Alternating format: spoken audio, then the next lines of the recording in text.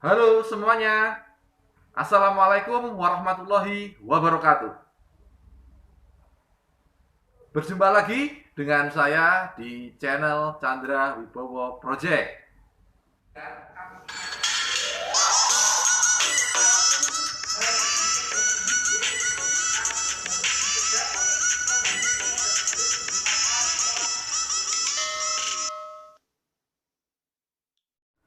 Bagaimana kabar sobat sosial semuanya?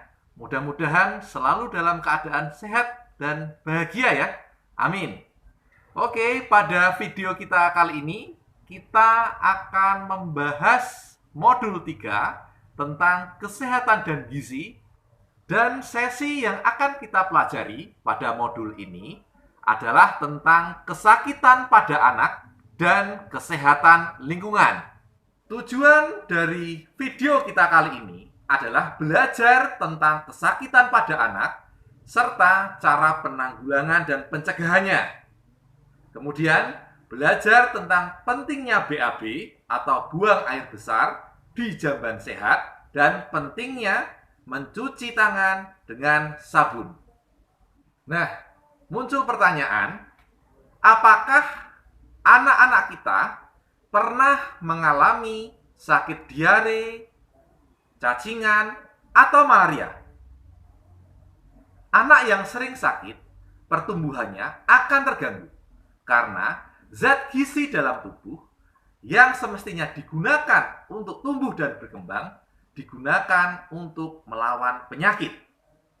Nah, dari apa yang saya sampaikan sebelumnya, kita di sini akan membahas 3 macam penyakit, yaitu penyakit diare, cacingan, dan tentunya malaria. Yang pertama, diare. Diare adalah BAB encer atau berupa air saja dan terjadi lebih dari 3 kali dalam sehari. Bagi yang memiliki bayi, teruskan pemberian ASI dan MPASI ketika anak diare. Berikan oralit atau cairan setiap anak BAB dan tablet zinc sesuai dengan dosisnya. Apabila diare makin parah, segera bawa anak ke fasilitas kesehatan. Harus segera ya. Cegah diare dengan memperhatikan gizi anak, menjaga kebersihan peralatan makan dan minum air yang sudah dimasak hingga mendidih, serta menjaga kebersihan diri dan lingkungan. Ingat, jangan meremehkan diare, karena diare bisa menyebabkan anak akan kehilangan banyak cairan di tubuhnya tentunya, yang bisa mengakibatkan kematian. Kita akan membahas mengenai penyakit kecacingan yang dialami oleh anak, serta bagaimana cara pencegahannya. Kecacingan adalah gejala gangguan kesehatan akibat adanya cacing parasit pada tubuh anak. Disebut parasit karena cacing mengganggu penyerapan zat makanan di dalam usus.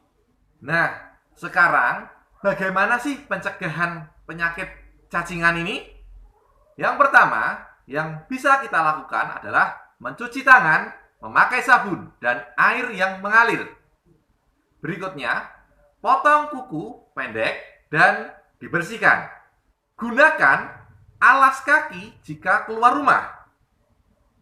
Berikutnya, BAB atau buang air besar dan BAK atau buang air kecil menggunakan jamban sehat. Selanjutnya, bersihkan bak penampungan air dan tutup dengan rapat.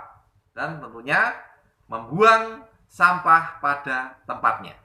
Selanjutnya kita membahas mengenai penyakit malaria. Penyakit malaria disebabkan oleh gigitan nyamuk Anopheles betina yang mengidap malaria. Kira-kira seperti apa sih malaria itu? Nah, yang perlu diperhatikan adalah segera bawa ke puskesmas jika mengalami gejala seperti ini. Demam disertai kejang-kejang, demam tidak turun dalam 2 hari, demam disertai bintik-bintik merah, kemudian pendarahan di hidung, dan BAB berwarna hitam.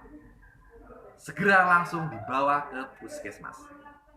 Oke, untuk lebih jelasnya kita bisa lihat video berikut ini. Silakan. Anak kecacingan. 1. Hindari kebiasaan buang air besar di tanah, kebun, atau sawah.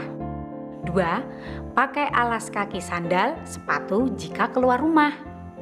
3. Mencuci tangan dengan sabun dan air mengalir jika hendak makan. 4. Pemeriksaan rutin dan mendapat obat cacing di puskesmas. 5. Mengobati kecacingan pada anak termasuk menjaga kebersihan diri dan lingkungan supaya tidak tertular kecacingan. Anak malaria. 1. Memakai kelambu berinsektisida adalah kelambu yang sudah dilapisi dengan racun serangga yang dapat membunuh nyamuk, tetapi tidak berbahaya bagi kesehatan manusia. 2. Mencegah digigit nyamuk di daerah nyamuk malaria dengan memakai celana panjang dan kemeja lengan panjang saat berada di luar rumah. 3. Pemakaian penolak nyamuk atau obat nyamuk. 4. Pemakaian kawat kasa nyamuk pada pintu-pintu dan jendela-jendela rumah. Nah, jangan BAB sembarangan seperti di sungai atau di ruang terbuka. Buatlah jamban sehat di tiap-tiap rumah.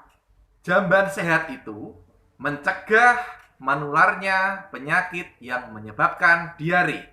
Dan jamban sehat tidak perlu mahal. Yang penting sesuai dengan standar kesehatan. Seringkali kita lupa bahwa di sekitar anak kita, kuman penyakit mengancam. Kuman penyakit yang tidak terlihat, tapi mudah sekali menyebar di antara anak-anak kita. Dan penyakit yang tadinya nampaknya tidak berbahaya, dapat berubah berbahaya bila tidak ditangani secepatnya. Setiap orang, keluarga, atau masyarakat dapat menolong dirinya sendiri melawan kuman penyakit dan berperan aktif dengan perilaku hidup bersih dan sehat atau PHBS. Kesimpulannya adalah dengan perilaku hidup sehat dan bersih, keluarga menjadi tidak mudah sakit, serta anak tumbuh menjadi pribadi yang sehat dan cerdas. Amin.